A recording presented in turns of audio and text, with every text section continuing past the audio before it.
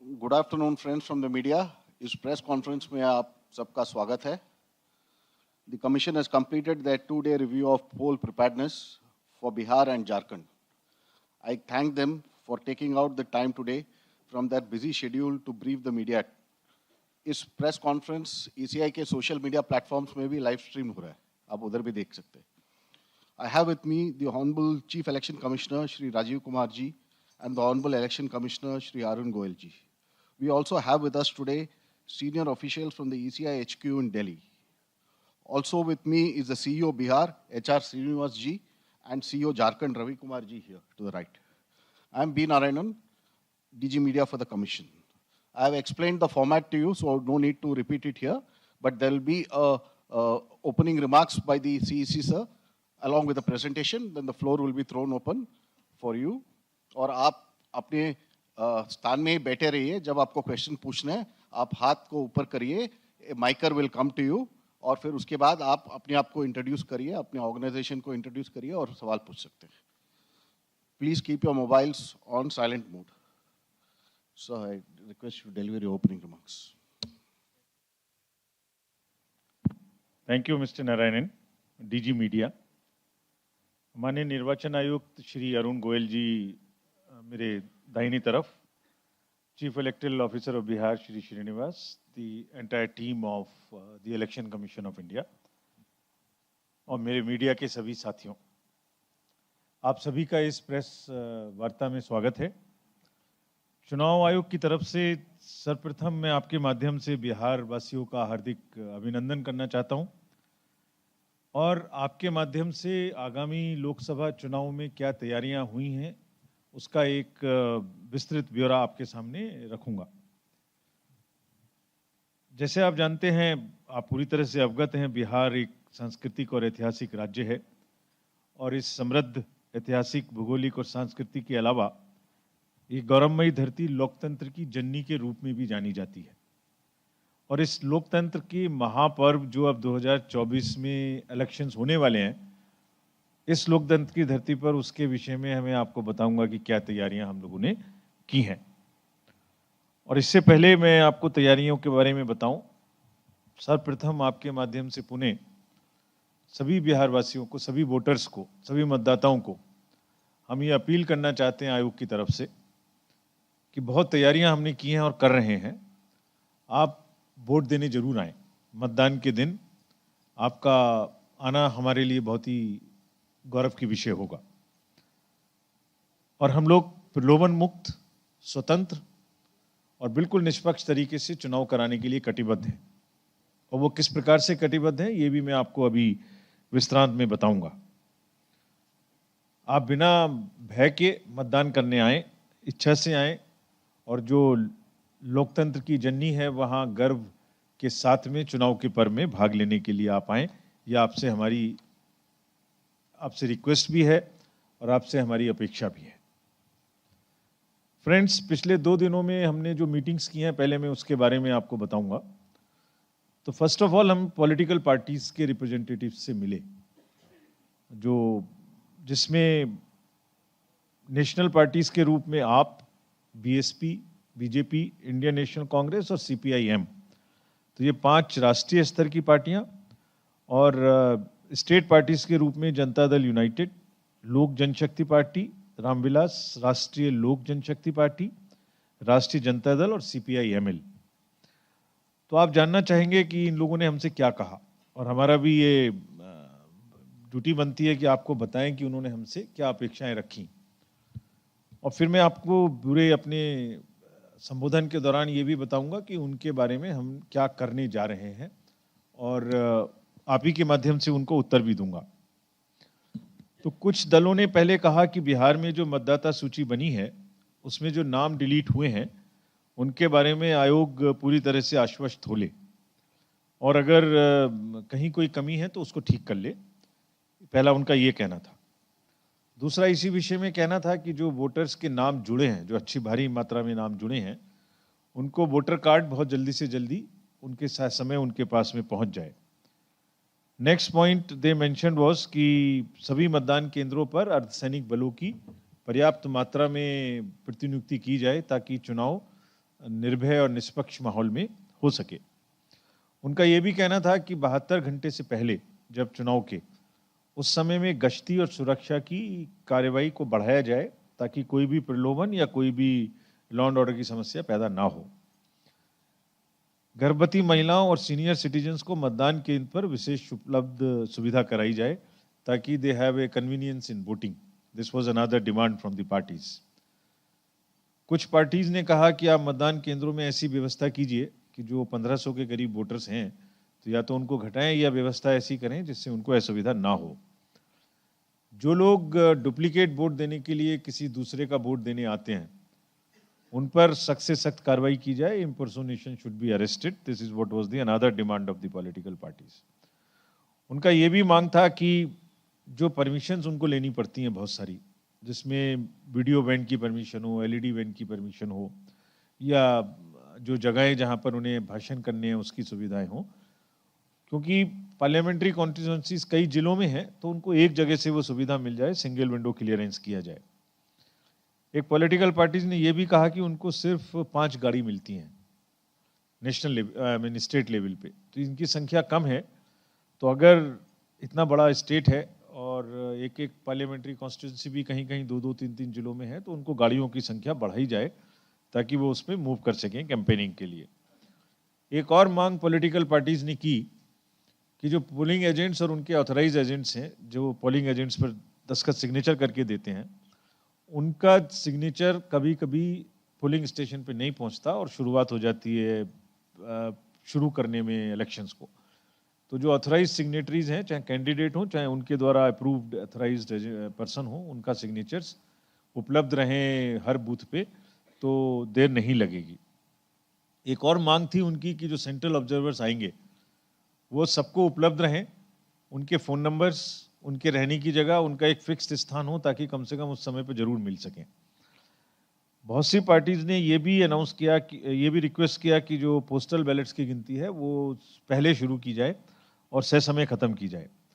उनकी ये भी मांग थी कि ईवीएम्स कहाँ पर यूज़ होंगी, किस डिस्ट्रिक्ट में कितनी ईवीएम्स हैं, उसका किस पोलिंग स्टेशन पे कौन सी ईवीएम जाएंगी, इसमें उनको सूचना मिलनी चाहिए और उसको ईवीएम्स का नंबर जो पीछे लिखा रहता है वो नंबर भी मिले ताकि वो मिलान कर सकें अगर उन्हें कोई शक हो तो।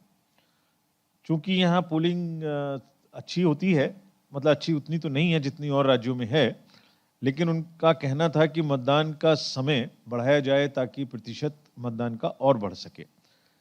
तो ये मुख्य मांगे थी। इन सबको मैं आपको अपने संबोधन के दौरान इन सभी विषयों पे उत्तर दूंगा। अगर तैयारी पर आए पार्लियामेंट्री कॉन्स्टिट्यूएंसीज की, तो बिहार में 40 कॉन्स्टिट्यूएंसीज हैं और झारखंड में 14 कॉन्स्टिट्यूएंसीज हैं। हमने इसी मीटिंग के दौरान झारखंड के सीईओज और एसपीएनओज, अन्य पदाधिकारियों से भी यहाँ बात की थी, रिव्यू किया था। बिहार में टोटल में से 34 जनरल और एससी की 6 और एसटी की 0, वहीं एसटीज की 5 कॉन्स्टिट्यूएंसीज झारखंड में हैं। अगर हम रोल्स के बारे में बात करें तो कमीशन का ये प्रयास है कि जो इलेक्टरल रोल्स है, जो मतदाता सूची है, वो पूरी तरीके से प्योर हो और हेल्दी हो। तो प्योरिटी का मतलब क्या है कि उसमें जो लोग जुड़ने चाहिए वो जरूर जुड़ जाएं, जो लोग नहीं रहने चाहिए उसमें, जो डेड हैं या शिफ्टेड हैं या मल्टीपल एंट्रीज हैं, उनको हट जाना चाहिए। और male, female, PWD, senior citizens के सफिशिएंट जो नंबर सेंसस के हिसाब से फिगर आती है होनी चाहिए, वो होनी चाहिए। यानी प्योरिटी भी होनी चाहिए, हेल्थ भी होनी चाहिए। तो बिहार में टोटल 7.64 करोड़ मतदाता हैं, जिसमें से 4 करोड़ मेल और 3.6 करोड़ फीमेल मतदाता हैं। पर्सन्स विद डिसेबिलिटी 6.3 लाख और वेरी सीनियर सिटीजन्स 14.5 लाख, जिसमें से 100 वर्ष से ऊपर के जो शतायु हमारे मतदाता हैं वो भी 21,680 हैं। तो फर्स्ट टाइम वोटर्स की जो संख्या है वो जान के आपको अच्छा लगेगा, 18 से 19 वर्ष के, वो संख्या है 9.26 लाख, यानी जो इसी साल में बढ़े हैं। और अगर हम 20 से 29 वर्ष के युवा लोगों को देखें तो टोटल 7.64 करोड़ में से 1.6 करोड़ ऐसे हैं जो 20 से 29 साल के हैं। तो युवाओं की भागीदारी इस चुनाव में काफ़ी महत्वपूर्ण है। अगर हम इंक्लूसिव इलेक्शंस की बात करें तो इसमें जो फोकस है वुमेन पे, वो लगातार वुमेन की रेशियो बढ़ता चला जा रहा है। 892 था 2019 में जेंडर रेशियो, जो बढ़ के 909 हुआ है। और अगर 117 असेंबली कॉन्स्टिट्यूएंसीज इस प्रकार की हैं जहां महिलाओं की संख्या 909 से भी ज़्यादा है, और 18 से 19 ईयर्स के विमेन इलेक्टर्स की संख्या भी 4,01,000 से ज़्यादा है।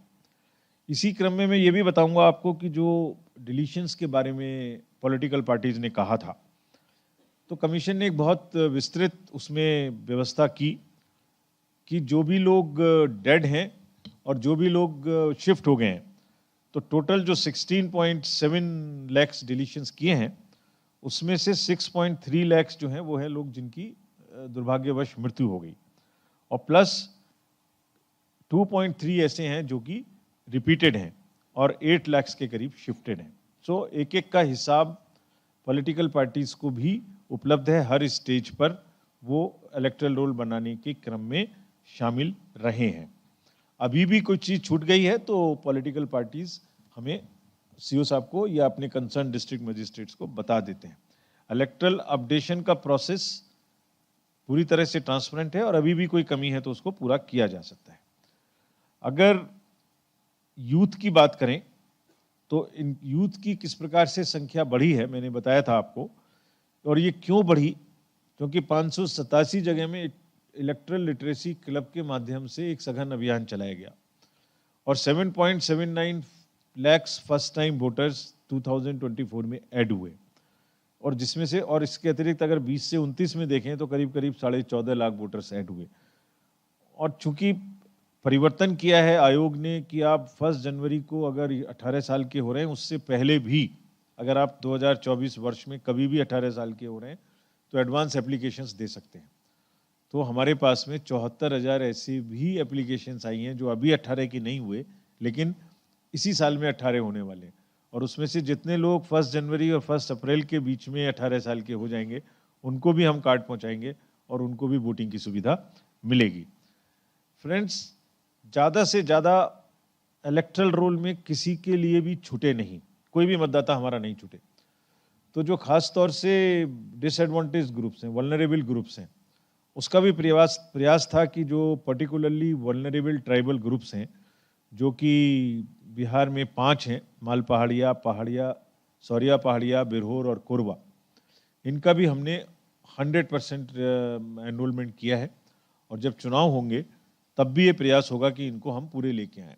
और इसमें बड़ा इंटरेस्टिंग फिगर ये है कि अगर उनकी टोटल नंबर 7631 है, तो उसमें 18+ का जो एनरोलमेंट है वो 3237 है, जो कि सबको भागीदारी चुनावों में मिले, इसके लिए एक प्रयास है।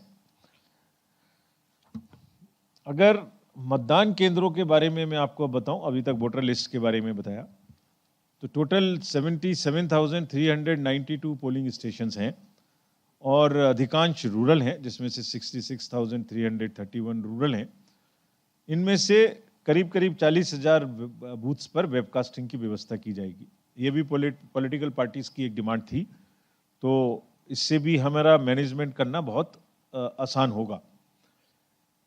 पीडब्ल्यूडी मैनेज 40 बूथ होंगे और यूथ मैनेज 76 बूथ होंगे, और ऐसे भी 243 बूथ होंगे जहां सिर्फ महिलाएं ही पूरे के पूरे बूथ का नियंत्रण और संचालन करेंगी।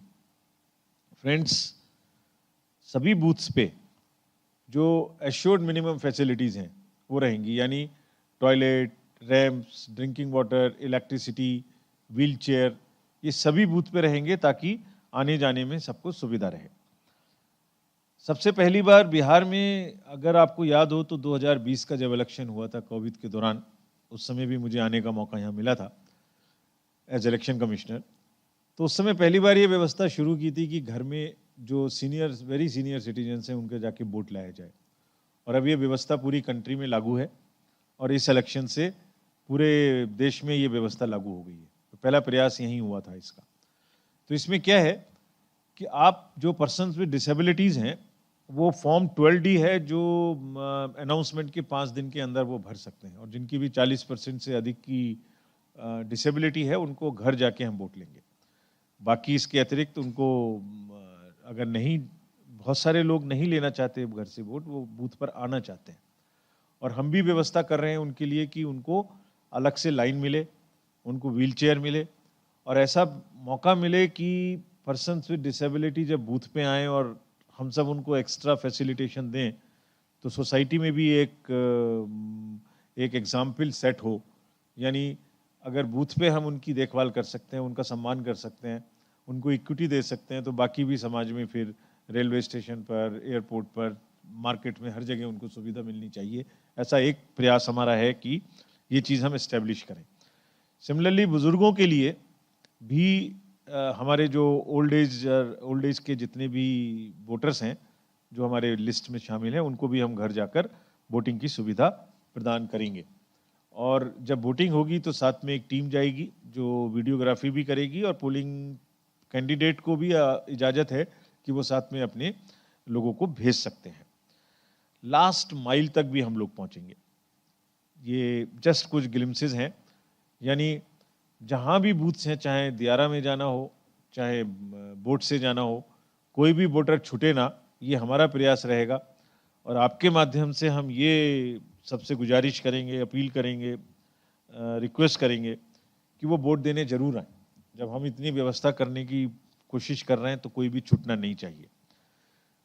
अब एक अपेक्षा भी है कि हम पूरे इलेक्शंस को बिल्कुल इंड्यूसमेंट फ्री, मनी पावर से दूर रखें, किसी भी प्रकार की क्लटरिंग और किसी भी प्रकार के गलत चीज़ें ना होने पाएँ। तो एक एप्लीकेशन है जिसको आपके सहयोग से हम सबके साथ तक पहुंचाना चाहते हैं। इसका नाम है सी विजिल, यानी विजिलेंट सिटीजन। अगर आप जागरूक हैं तो आप कोई भी शिकायत है किसी भी बूथ के बारे में, किसी पार्टी के बारे में, किसी कैंडिडेट के बारे में, तो अगर आप उसकी कोई टेक्स्ट लिख के, या कोई गलती हो रही है तो फोटो खींच के, या आप अगर हमें भेज देंगे इस ऐप पर, तो आपका जो कहाँ लोकेशन है ये हम अपने से ले लेंगे, लॉन्गिट्यूड लैटिट्यूड आपका हम अपने से ले लेंगे। और जो भी नियर बाई हमारी वो होगी वैन, एसएसटी होगी, कोई एफएसटी होगी, कोई सेक्टर मजिस्ट्रेट होंगे, 2 किलोमीटर में तो कहीं ना कहीं होंगे, उनको हम 100 मिनट के अंदर अंदर वहाँ भेज के उसकी इंक्वायरी करा के पोस्ट करेंगे वेबसाइट पर कि क्या विषय था, उस पर क्या हमने किया, वो सही था, गलत था, पार्शियली सही था, और उस पर कमीशन ने ये काम किया। इसका बहुत लाभ मिला है, और बिहार सीओ भी इसके बारे में एक सचेत कैंपेन चला रहे हैं, ताकि सिटीजन्स भी, नागरिक भी, और बिहार में तो पॉलिटिकली नागरिक जागरूक हैं, तो वो गलतियां होने से रोकें। इससे हमें बहुत लाभ मिलेगा। जो पॉलिटिकल पार्टीज़ ने कहा था कि हमें बराबर की सुविधा मिलनी चाहिए, यानी अगर हम किसी चीज़ को मांगते हैं तो हमें पहले मिले, दूसरे को ना मिले, जो पहले मांगे उसको मिले, तो उसके लिए एक सुविधा पोर्टल की व्यवस्था है। तो जो भी कैंडिडेट या जो भी पॉलिटिकल पार्टी इस सुविधा पोर्टल पर पहले किसी एंटाइटलमेंट को अप्लाई करेंगे, उनको पहले मिलेगा, दूसरे को बाद में मिलेगा। तो एग्जाम्पल, यानी वो एक ग्राउंड उन्होंने कहा कि हमें चाहिए, एक्स पार्टी ने कहा, और वाई ने उसके बाद कहा, तो एक्स को पहले मिलेगा। इसी तरीके से वोटर्स के मदद के लिए भी एक हेल्पलाइन है, जिसको आप अगर डाउनलोड करेंगे तो आपको बहुत सुविधाएं और बहुत जानकारी उसमें मिलेगी। बीएलओ कौन है, पोलिंग स्टेशन कौन है, आपका कैंडिडेट कौन है, चुनाव का परिणाम क्या है, नए सर्कुलर्स क्या हैं, हर चीज़ इसमें देखने को मिलेगी। आप अपना नंबर डालें, आपको अपना एपिक भी डाउनलोड कर सकते हैं अगर आपका मोबाइल नंबर उसमें लिंक्ड है तो। फ्रेंड्स, एक और बहुत इम्पॉर्टेंट जानकारी है, वो है नो योर कैंडिडेट, KYC। आप किसको वोट देने जा रहे हैं उसको जानने की राइट पब्लिक का है। You have a choice so that you take an informed decision. तो KYC में क्या आपको जानने को मिलेगा कि किसी भी कैंडिडेट की कोई क्रिमिनल बैकग्राउंड तो नहीं है। अगर किसी कैंडिडेट की क्रिमिनल बैकग्राउंड है तो इस पर आपको मिलेगी। साथ ही साथ प्रत्येक ऐसे कैंडिडेट को जिसकी क्रिमिनल बैकग्राउंड है उसको 3 बार न्यूज़पेपर्स में ऐड देना पड़ेगा कि उनकी क्या क्रिमिनल बैकग्राउंड है, और टीवी में भी देना पड़ेगा। और इस वेबसाइट पर, इस जगह पर भी आपको ये जानकारी मिलेगी। तो ये आप इन्फॉर्म्ड वोटर के रूप में इस जानकारी को प्राप्त करें और अपना बिल्कुल मन बनाएं कि किसको आपको वोट देना है। जानना आप तक सुविधा और जानकारी पहुंचाना हमारा काम है, उसके बाद आप क्या करना चाहते हैं ये आपके वोटर का कार्य है। अगर इलेक्टरल पार्टिसिपेशन कैसे बढ़े, आपको ये बहुत अच्छी फिगर नहीं है। बिहार में जो जनरल इलेक्शन में वोटर पार्टिसिपेशन था वो 57.33% था। ये नेशनल एवरेज 67% से 10 परसेंटेज पॉइंट कम था।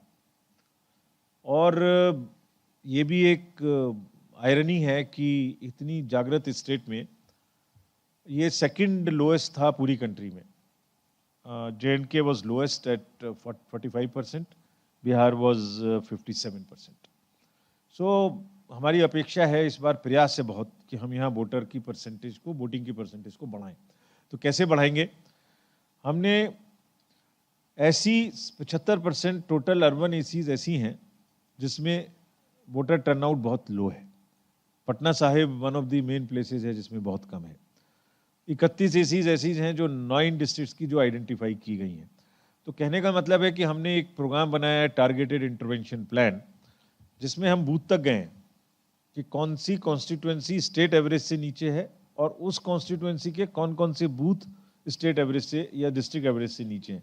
यानी एक जैसी चीज़ सारे डिस्ट्रिक्ट में चले ये नहीं है, जगह जगह में क्या परेशानी है, क्यों लोग नहीं आ रहे हैं, इसके लिए एक बहुत सघन प्रयास किया गया है। और मुझे उम्मीद है कि जो इलेक्टरल रोल्स की प्योरिटी बढ़ी है, जिन लोगों को नहीं रहना चाहिए था जो हटे हैं, और जितने नए लोग जुड़े हैं जिसमें से यंग लोग जुड़े हैं, तो ये वोटिंग परसेंटेज निश्चित रूप से बढ़नी चाहिए। और पुनः आपके माध्यम से दोबारा अनुरोध करना चाहता हूँ कि सब लोग वोट देने के लिए जरूर आएँ। फ्रेंड्स, अब मैं पोलिंग स्टेशंस के बारे में बताया, मैंने आपको वोटिंग के बारे में बताया, मैं आपको इसको मनी पावर्स को कैसे हम लोग रोकेंगे, इंड्यूसमेंट फ्री कैसे इलेक्शंस को करेंगे, उसके बाद में बताऊंगा लॉ एंड ऑर्डर में कैसे करेंगे। इन 4 वर्टिकल्स में आपसे चर्चा करने वाला हूं। तो एक इलेक्शन सीजर मैनेजमेंट सिस्टम हमने बनाया। इस पर जितनी भी स्टेट की और सेंटर की एनफोर्समेंट एजेंसीज हैं वो सब हमारे इस सिस्टम पे आना शुरू हो गई हैं और जिस दिन तक अनाउंसमेंट होगा उस दिन तक सब आ जाएंगी। जितने भी अंतर्राज्यीय सीमाएं हैं उन पर स्ट्रिक्ट विजिल करने का डायरेक्शन दिया गया है। पुलिस इंटर चेक पोस्ट हैं करीब करीब जो यहाँ वर्णन दिया हुआ है मेरा 279, जिसमें इंटर चेक पोस्ट हैं 112 और स्टेट एक्साइज की 79। इन सबको आपस में मिलके काम करने के लिए स्पष्ट हिदायत दी गई है। और ये भी कहा गया है कि जो इंटरनेशनल बॉर्डर है उसमें चाहे फेक करेंसी हो, चाहे लीकर हो, चाहे लोगों का आना जाना हो, चाहे आर्म्स हो, स्टेट पुलिस, एसएसबी और सबको बहुत ही सघन तरीके से काम करना है। And they will be under strict watch of the commission that from this border nothing is kind of no compromise takes place on this border. अगर हमने इतनी सारी एनफोर्समेंट एजेंसी से बात की, आज सुबह उनके साथ मीटिंग की, जिसमें state police, state excise, central GST, state GST, revenue intelligence, customs, airport, CISF, airport authority, state reserve bank of India, banking, railways. तो आप सोचेंगे कि इनको कहा क्या, इतने सारे लोग इकट्ठे हुए तो उनको क्या डायरेक्शंस दी गई हैं। तो डायरेक्शंस दी गई हैं कि जिसका जो भी कार्य है मनी पावर को वो लोग बिल्कुल रोकने का काम करेंगे। आप अवगत हैं कि जो पीछे 11 इलेक्शंस हुए हैं उसमें बड़ी मात्रा में लोगों ने, इन्हीं एजेंसीज ने काम करके मनी के दुरुपयोग को रोकने की भरपूर चेष्टा की है, to the extent of around 3,500 crore. Liquor, cash और फ्रीबीज, इसके बारे में इंड्यूसमेंट फ्री इलेक्शंस रखने के लिए कमीशन पूरी तरीके से सजग है और इनको कहा गया है कि इस विषय में जो जीरो टॉलरेंस हम लोग रखते हैं।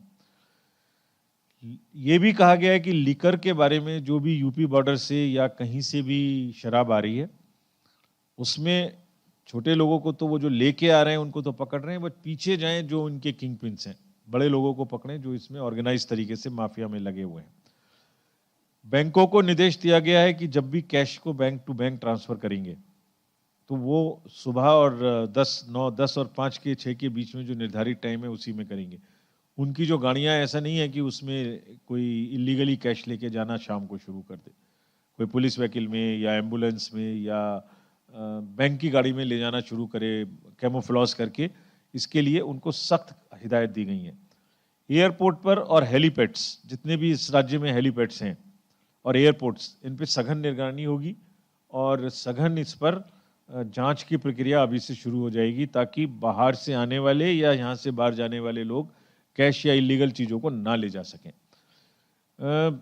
जितनी भी इंटेलिजेंस है वो सब आपस में ये लोग शेयर करेंगे और कोऑर्डिनेटेड तरीके से काम करेंगे, और weekly report of seizures they will start giving to us.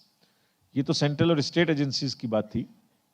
DMs और एसपीज को भी, कलेक्टर्स को और एसपीज को भी बहुत सख्त निर्देश दिए गए हैं। सबसे पहला निर्देश है उनको जनरल सबके लिए कि हमारा मेन उद्देश्य है और मेन कर्तव्य है कमीशन का भी और उनका भी, कि सभी पॉलिटिकल पार्टीज को एक समान सुविधा और लेवल प्लेइंग फील्ड मिलनी चाहिए। इसका कोई विकल्प नहीं है। अगर किसी भी डिस्ट्रिक्ट में लेवल प्लेइंग फील्ड डिस्टर्ब करेंगे तो उन पर कार्रवाई होगी, ये उनको बहुत स्पष्ट तरीके से बताया गया। और अपने नीचे जितने लोग हैं, डिस्ट्रिक्ट्स के नीचे, एसपीज के नीचे, डीएम्स के नीचे, चाहे वो अंचल स्तर के हों, ब्लॉक स्तर के हों, एआरओज हों, एसडीएम्स हों, डीएसपीज हों, उनको संभालना उनका काम है। हम कलेक्टर्स को और एसपीज को रिस्पॉन्सिबल मानेंगे अगर कहीं भी लेवल प्लेइंग फील्ड डिस्टर्ब होगी। पार्टीज ने कहा था हमसे कि हमें सिंगल विंडो क्लियरेंस दिया जाए, बहुत जगह दौड़ना पड़ता है, तो ये व्यवस्था डिस्ट्रिक्ट हेडक्वार्टर में उनकी एप्लीकेशन लेने की उपलब्ध कराई जाएगी। ये उनको मैं जवाब दे रहा हूँ आपके माध्यम से। उन्होंने ये भी कहा था कि हमें 5 गाड़ियाँ मिलती हैं, तो 5 गाड़ियाँ वास्तव में कम है, उनको अब 14 तक गाड़ियाँ मिल सकती हैं। उनकी तो मांग डबल करने की थी, लेकिन हमारा एक फॉर्मूला है जिसके बेसिस पे हम देते हैं, तो अब वो 14 तक गाड़ियाँ उनको यहाँ से मिल सकती हैं। ये भी एक उनकी मांग थी कि एपिक जो हैं वोटर कार्ड सबको मिल जाएं। तो ये वोटर कार्ड 99% वोटर कार्ड्स जो हैं हमने कहा है, और ये बात भी सब जगह डिस्ट्रीब्यूटर्स से और पोस्टल डिपार्टमेंट से हुई है। मार्च के 10 तारीख तक देर से देर, इलेक्शन से पहले निश्चित रूप से सबको वोटर कार्ड्स जिनके बने हैं वो मिल जाएंगे। एक और डिमांड थी उनकी कि जहाँ तक हो पोलिंग पार्टीज को पोलिंग स्टेशंस पे ज़्यादा सीएपीएफ दिलाया जाए। तो ये सीएपीएफ उनको हम जहाँ तक है हर पोलिंग स्टेशंस और जितने भी वल्नरेबल पोलिंग स्टेशंस में सब में दिलाएंगे। अगर कोई भी इम्पर्सोनेशन होता है तो इम्पर्सोनेशन को 2 वोट नहीं डाल सकता कोई व्यक्ति। अगर कहीं कोई इम्पर्सोनेशन की शिकायत आएगी उस पर क्रिमिनल एक्टिविटी साथ की साथ होगी, ऐसा सबको डायरेक्शंस दिया गया है। नेक्स्ट, पोस्टल बैलेट की भी काउंटिंग पहले की जाएगी जो उनकी मांग थी। और ईवीएम के बारे में उन्होंने कहा था कि हमें नंबर बताया जाए। ईवीएम का जब भी मूवमेंट होगा, जब भी फर्स्ट लेवल चेकिंग हो चुकी है, जब भी सेकंड लेवल रैंडमाइजेशन होगा, फर्स्ट लेवल रैंडमाइजेशन होगा, हर समय पे पॉलिटिकल पार्टी या उनके कैंडिडेट्स मौजूद रह सकते हैं, उनको इनवाइट किया जाएगा ताकि उनके सामने में सब कुछ हो। और हर नंबर, किस कॉन्स्टिट्यूएंसी में कितने नंबर की मशीन्स, कितने से कितने नंबर की मशीन्स गई हैं और किस बूथ पर कितने से कितने नंबर की मशीन है, इस सब की भी सूचना उन सबको दी जाएगी ताकि अगर वो चाहें तो काउंटिंग के समय में मिला सकें। भाई ये हमको बताया गया था कि ये वाली हमारे बूथ पर मिलेगी, पहले चेक कर लेते हैं ये बूथ पर नंबर है कि नहीं है। हमारे सामने में इसमें सिंबल डाले गए थे, इस नंबर में हम चेक कर लेते हैं कि नहीं है, फिर काउंटिंग के समय भी चेक कर लेते हैं। This will always be available. जितने persons with disability, senior citizens और गर्भवती महिलाएं, उनकी जो मांग थी उनके लिए विशेष प्रबंध रहेगा।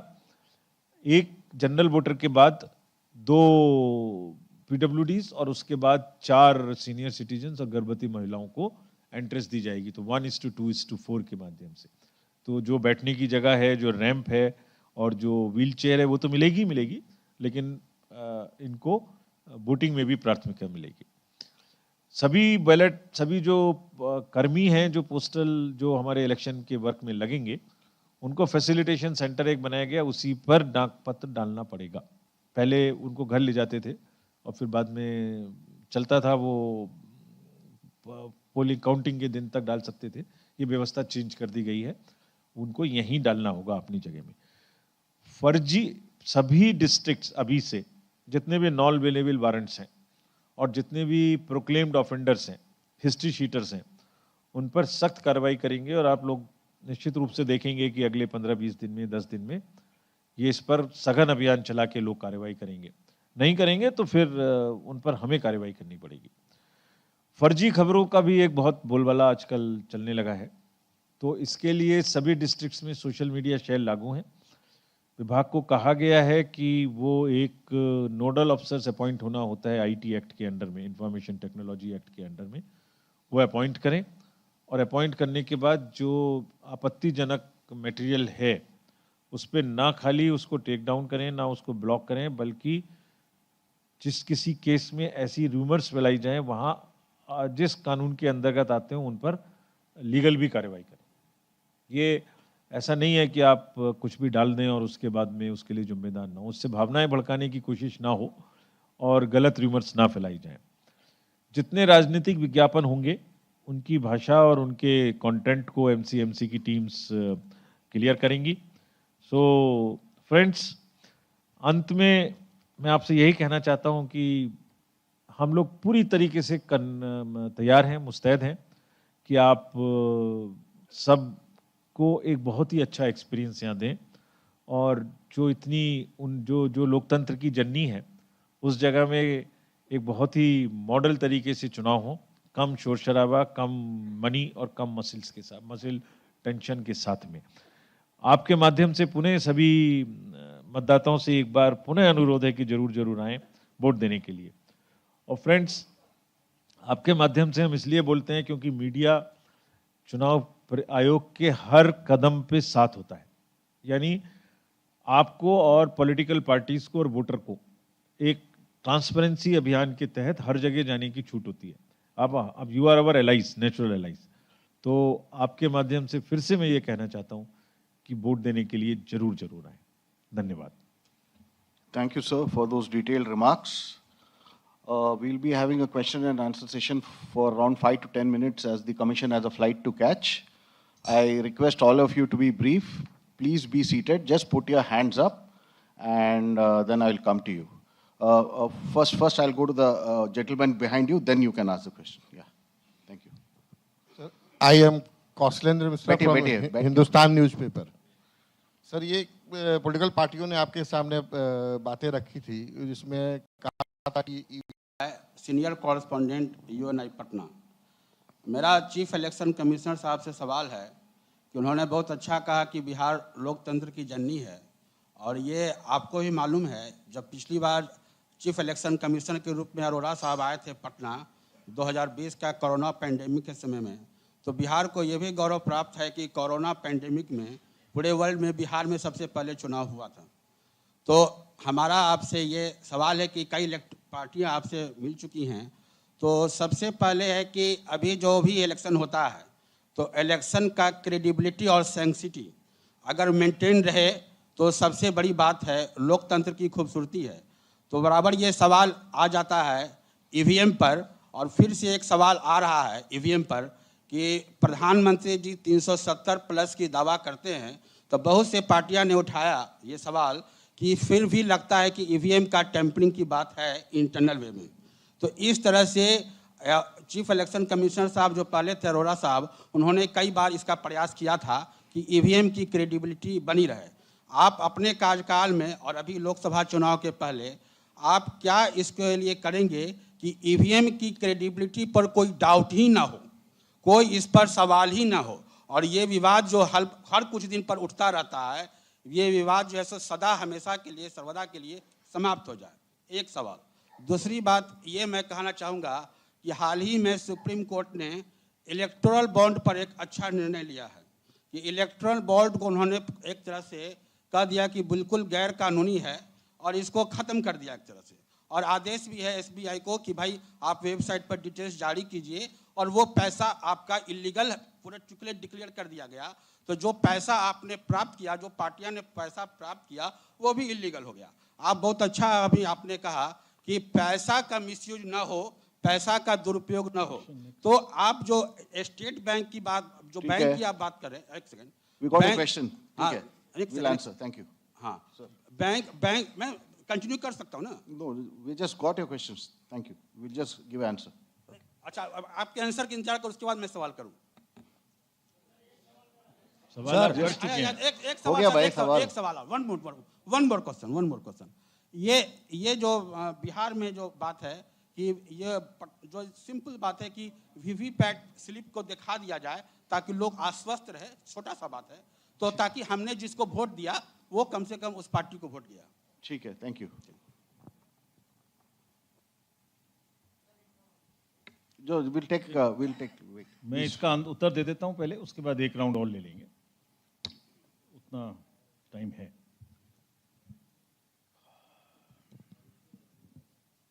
पहला प्रश्न था, मैं बीच में से ले लेता हूं, फेज कम करें, एक प्रश्न ये था। तो देखिए, फेज का जो निर्धारण होता है वो पूरे देश के लिए एक साथ करना पड़ता है हमें।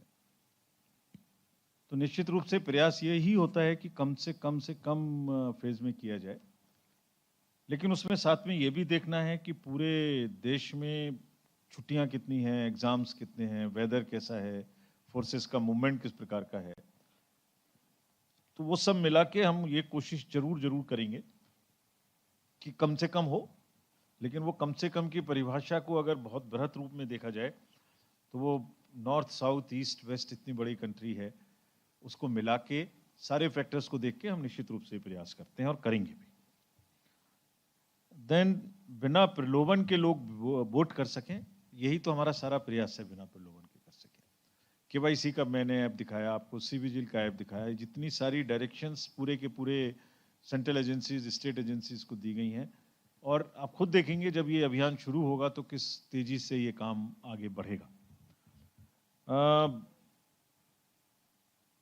One nation one election one vote list, ये तो एक कमेटी है, उसके दायरे में है।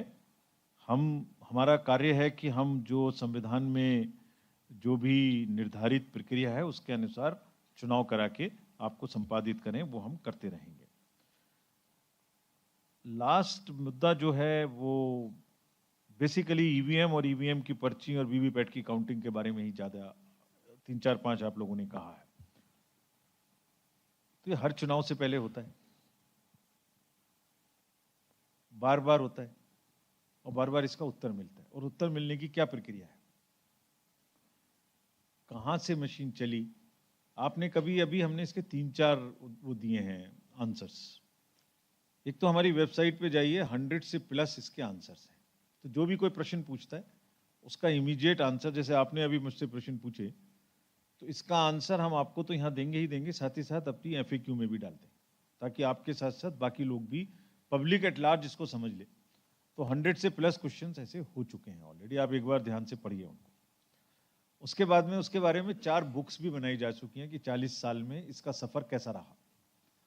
उस सफ़र में जब से ये चली हैं, जब से किस तरीके से पार्टियां जीतती रही हैं और कैसे सत्ता में जो पार्टियां हैं वो बदलती रही हैं, और उसका एक चार्ट भी लगाया गया है, ताकि उसके अपने रिजल्ट्स की विश्वसनीयता पर आपको खुद प्रमाण देख के पता लग जाए। तो मतलब मुझे प्रमाण देने की ना जरूरत पड़े, परिणाम ही जो है ना वो प्रमाण बन जाए। ये आप एक बार देखें जरा उस पे जाके साइट पे।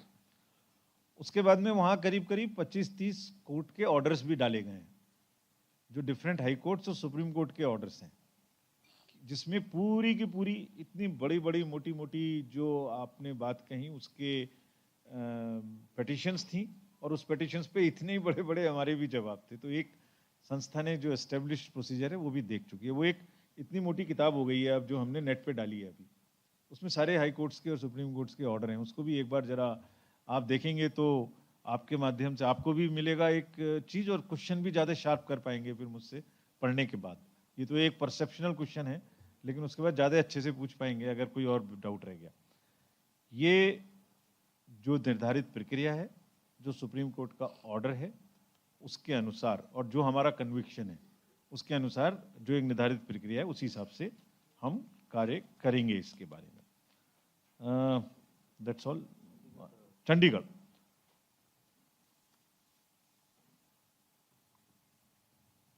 देखिए इस साल पूरे विश्व में लगभग 70 देशों में चुनाव है। तो डिफरेंट ज्योग्राफीज से, डिफरेंट कंट्रीज से इलेक्शन प्रोसेस में किसी ना किसी प्रकार की डिस्टर्बेंस की सूचनाएं मिल रही हैं और मिलती रहती हैं। आप भी अवगत हैं सब आसपास से क्या सुनने को मिल रहा है। वहाँ उस क्रम में भी EVM को देखना चाहिए कि उसका क्या एडवांटेज है। वो भी एग्जाम्पल्स हैं वर्ल्ड के। और अनफॉर्चुनेटली जो आपने जिक्र किया जिस जगह का, चंडीगढ़ का, वहाँ भी देखने में जो एक स्ट्रॉन्ग वायलेशन हुआ वो भी देखने में नजर आया। तो मुझे इस बात की तो कोई संतुष्टि नहीं है कि वो इलेक्शन कमीशन के द्वारा नहीं किया गया था, क्योंकि चुनाव की प्रक्रिया में कहीं भी गड़बड़ी हो वो 100% अमान्य है और अमान्य होनी चाहिए। लेकिन चुनाव आयोग का जितनी भी इंस्ट्रक्शंस कल दी गई हैं, अगर किसी भी पोलिंग पार्टी या पोलिंग एजेंट या डिस्ट्रिक्ट मजिस्ट्रेट या एसपी या anybody who is involve in the election process, तो ना तो उसकी इतनी हिम्मत है कि वो इस तरह का कोई कार्य कर सके, और ना हमारी व्यवस्था ये करने के लिए अलाउ करती है, क्योंकि हर स्टेज पे कैंडिडेट वहाँ खड़े रहेंगे, उनके दस्तखत लेने होंगे, नॉमिनेशन करना है तो, विड्रॉल करना है तो, काउंटिंग के समय जाना है तो, मशीन का नंबर मिलाना है तो, इलेक्ट्रल रोल बनाना है तो, फॉर्म 6 भरवाना है तब, फॉर्म 7 की ऑब्जेक्शंस डालनी है तो, इलेक्ट्रल कॉपी लिस्ट की आपको देनी है। कोई ऐसा प्रोसेस ही नहीं है जिसमें कि ट्रांसपेरेंसी ना हो। हम लोग इस पूरे कमीशन की व्यवस्था को इन 2 पिलर्स पे चला के चलते हैं, transparency transparency transparency, disclose disclose disclose. आज जो हुआ वो शाम को डिस्क्लोज करें, मैंने जितनी चीजें आपको बताई, नहीं तो जितनी पॉलिटिकल पार्टीज ने जो बात हमसे कही थी, आपके माध्यम से उनको जवाब देना is a form of a disclosure. We are answerable and we make it absolutely clear.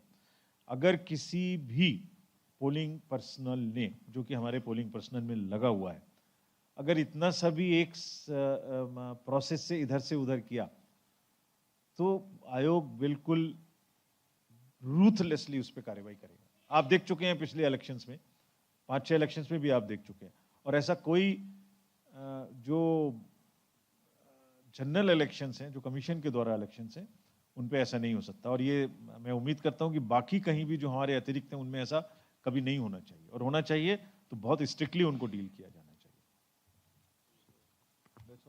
Thank you, thank you. Sir, Press conference is over. Sir एक सवाल ले लेते We हैं have just 5 minutes for a second round of questions, but be brief. और 2-3 question मत पूछिए। आप last row में आपने बहुत क्वेश्चन पूछ लिया। आप पूछिए। सर एक मेरा सवाल, एक सवाल। ब्रजकिशोर दुबे नहीं, wait, दैनिक wait. भास्कर से Let him ask. Yeah. अभी तक आयोग किन किन राज्यों का दौरा कर चुका है और कब इलेक्शन की घोषणा होने वाली है? ठीक है, Okay. Who else? Sir, sir एक मेरा सवाल ले सर लिया एक जाए। सवाल यहाँ से एक मेरा पीछे से Wait, सर मेरा नाम इकबाल है, मैं अलवतन टाइम्स उर्दू डेली न्यूज़पेपर से हूँ। सर इलेक्शन कमीशन का जो फोकस होता है सर, वो वोटिंग परसेंटेज बढ़ाने के लिए होता है मैक्सिमम। तो ये जो पोलिंग बूथ होता है सर, उसके डिस्टेंस की वजह से भी बैठ के पूछिए। ये परसेंटेज कम होता है। दूसरा ये सर, सेंसिटिव एरियाज में जो पोलिंग बूथ होते हैं, वहाँ कुछ डाउन ट्रोडन पीपल्स नहीं जा पाते हैं, डर से नहीं जा पाते हैं। तो इसको कैसे इलेक्शन कमीशन सुनिश्चित करेगी कि उसका वोटिंग परसेंटेज बूथ की वजह से बढ़ जाए? ठीक है, लास्ट क्वेश्चन। हाँ सर, मेरा एक सवाल है कि राजनीतिक दलों ने कल एक आपत्ति आपको दी है कि बिना जानकारी के बहुत सारे वोटर का नाम काट लिया गया है और अभी तक बहुत सारे मतदाताओं का ईपिक नहीं पहुंचा है। ठीक। तो उसके लिए क्या कार्रवाई हो करेगी? दूसरा ये सर कि इस चुनाव में कितने दागी अधिकारियों को आपने हटाया है, अगर उसकी सूचना अभी मिल तो आए जाए हैं। तो जो पहले से दागी हैं, जो पहले से दागी हैं, उनका काम नहीं लिया जाएगा। Thank you. Thank you sir, please ले लीजिए, 2 और ले लीजिए, एक इधर से ले लीजिए। हेलो हेलो सर, एक सवाल और है सर। हाँ, एक पूछ सकते हैं सर सवाल? मैंने जवाब दे दिया इसका, फिर भी दे दूंगा। सर मेरा लास्ट लास्ट सवाल सर, एक सवाल और है सर। सर मेरा एक सवाल सर बैठ के कि आपने बोला सर कि रूरल एरिया में जो है सर, रजनीश बोल रहा हूँ सर, 66,000 न्यूज़ के 18 चैनल आसपास पटना बूथ से। हैं। मेरा सवाल ये है सर कि नहीं, एक एक करके चुनाव में अभी जिस प्रकार से 2024 है और लोकसभा चुनाव है, इससे पहले भी राज्यों की जो खर्च की सीमा थी वो निर्धारित थी। हम जानना चाहते हैं कि इस बार सर्वाधिक जो खर्च की सीमा है किस राज्य की है और बिहार की सर्वाधिक खर्च की सीमा क्या होगी sir? So let me answer these questions. पहला है दौरे और घोषणा। तो ये पहले हम आंध्रा, उसके बाद उड़ीसा, उसके बाद बिहार का दौरा हो चुका है हमारा, और अब कल से तमिलनाडु का दौरा शुरू है। तो एक के बाद एक दौरा शुरू है, फिर लास्ट में यूपी, वेस्ट बंगाल, J&K, इन सब के बाद में असेसमेंट करने के बाद हम घोषणा करेंगे, और जब घोषणा करेंगे तो सबसे पहले आप ही को पता लगेगा और किसी को पता नहीं लगेगा। ये कोई भी कितनी कोशिश कर ले, प्रेस के अलावा फर्स्ट टाइम किसी को पता नहीं लगेगा। पोलिंग स्टेशंस का जो डिस्टेंस है उसके लिए मापदंड निर्धारित हैं, 2 किलोमीटर के अंदर पोलिंग स्टेशन होना है, लेकिन कहीं कहीं ज्योग्राफिकल प्रॉब्लम्स की वजह से नहीं हो पाता है। जहां भी नहीं हो पाएगा वहां फेयरलेसली लोग वोट देने आ सकें, इसके लिए व्यवस्था करने की सबको इंस्ट्रक्शंस दी गई हैं स्पष्ट। और खास तौर से जैसे दियारा एरिया है जहां थोड़ा सा डिस्टेंस हो सकता है, लोग ना आए जाएं, जाने की दिक्कत हो, वहां भी कोई रोके नहीं, कोई परेशानी ना हो, इसके लिए विशेष व्यवस्था इस बार के चुनाव में वहां की जाएगी। कुछ पोलिंग पार्टीज, पोलिंग स्टेशंस भी वहां सेटअप किए जा रहे हैं। दागी और नॉन दागी ना बोलें, लेकिन जो लोग अपनी जिम्मेदारी नहीं निभाएंगे इलेक्शन में या पहले नहीं निभाए, उन पर समेकित रूप से असेसमेंट आकलन करने के बाद में चुनाव आयोग जब भी घोषणा होगी उसके आसपास या उसके समय में निर्णय लेगा। जो डिलीशन है उसका मैं आपको पहले ही बता चुका हूं।